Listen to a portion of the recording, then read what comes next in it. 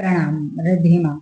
वह रोती रही, चिल्लाती रही, मुझे जाने दो, बस एक बार धर्म जी को देखने दो। मगर पुलिस वालों ने उसे जाने न दिया। आखिरकार उसने नोटों का एक गुच्छा निकाला और कहा कि ये मैं धर्म जी की चिता पर चढ़ाना चाहती हूँ। मगर किसी ने उसकी एक न सुनी। उसके आंसू थमने का नाम नहीं ले रहे थे। उसके पास ही एक और महिला भी खड़ी थी और वो महिला भी बेतहाशा रो रही थी। सोशल मीडिया पर वायरल यह वीडियो में देखा जा रहा है कि धर्म जी की कुछ फैंस उनके लिए रो रहे हैं, उन्हें आखिरी दफा देखना चाहते हैं। जाहिर है धर्म जी का जाना कईयों के लिए बहुत दुख और सदमे जैसा है। ये महिला बेचारी अकेली नहीं थी जो आज इतना दुखी होगी।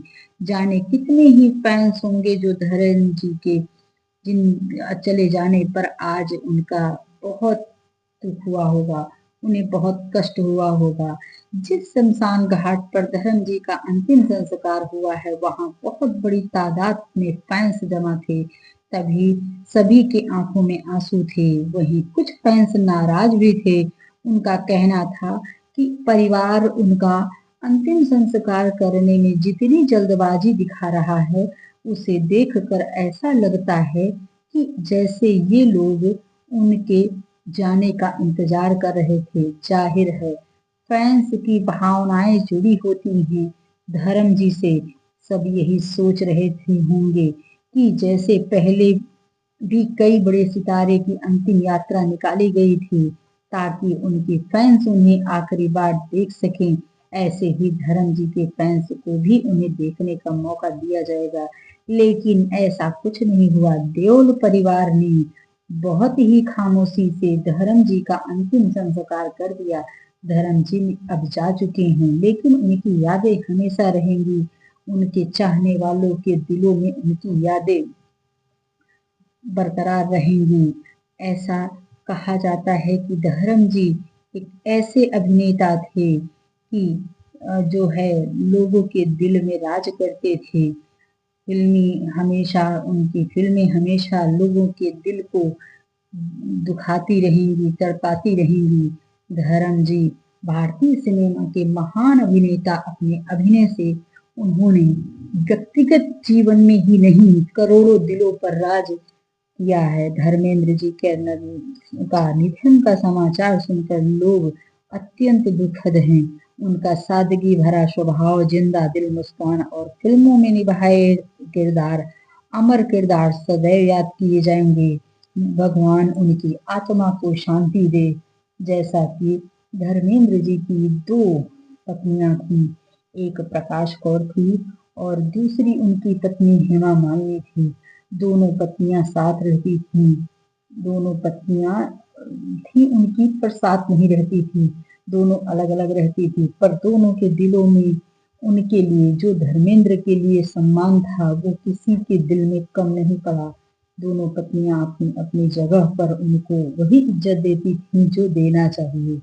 हेमा मालिनी जैसी हीरोइन जो कि यह जानते हुए कि यह किसी के पति हैं, उसके बाद भी उन्होंने शादी की। उन्होंने खुद कहा कि मुझसे तुम शादी कर लो। वो कहती थी कि तुम्हारी जो सूरत है वो कामदेव जैसी है, मुझे बहुत पसंद है, तुम मुझसे शादी कर लो। जबकि हेमा मालिनी पूरी तरह से जानती थी कि धर्मेंद्र एक शादीशुदा इंसान है और 4 बच्चों के बाप हैं, क्योंकि उस समय शनि देओल 25 साल के थे। धर्मेंद्र हेमा मालिनी से प्यार हो गया। तुम हसीन मैं जवान फिल्म की शूटिंग के दौरान हुआ था। यही दोस्ती धीरे धीरे गहरे प्यार में बदल गई, जिसके बाद उन्होंने 1980 में शादी कर ली। पहली मुलाकात दोनों की साल 1970 में तुम हसीन मैं जवान सेट पर हुई थी। प्यार का पनपना कुछ समय बाद शोले जैसी फिल्म की शूटिंग के दौरान उनका प्यार और गहरा हो गया। शादी 1970 में की। एक दूसरे से मिलने के बाद दोनों ने लगभग 5 साल एक दूसरे को डेट किया और आखिरकार दोनों ने शादी कर ली। हेमा मालिनी दूसरी शादी के लिए राजी थी लेकिन धर्मेंद्र अपनी पहली पत्नी को तलाक नहीं देना चाहते थे। करोड़ों दिलों में राज करने वाले दिग्गज अभिनेता धर्मेंद्र 89 साल की उम्र में इस दुनिया को अलविदा कहते चले गए। एक युग बदल गया। पिछले कुछ दिनों से सांस संबंधी तकलीफ से चलते मुंबई के ब्रीच कैंडी हॉस्पिटल में भर्ती थे। बॉलीवुड सुपरस्टार के निधन से पूरा परिवार, भारतीय सिनेमा पूरी सदमे में है।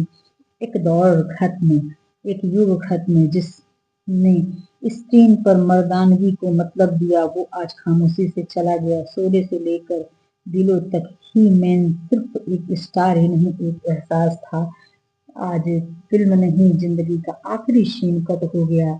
आदर के साथ उन्हें हम श्रद्धांजलि देते हैं। धर्मेंद्र जी हमारे बीच, लोगों के बीच में हमेशा जिंदा रहेंगे।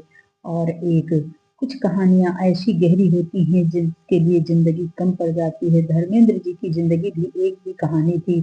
एक ओर थी उनकी पहली पत्नी और दूसरी ओर थी उनकी दूसरी पहली पत्नी और उससे बच्चे, 4 बच्चे, और दूसरी ओर थी उनकी दूसरी पत्नी। 2 परिवार, 2 सफर, लेकिन एक ही दिल रहा अपने हर बच्चे के लिए धड़कता हुआ। यही वजह है कि धर्मेंद्र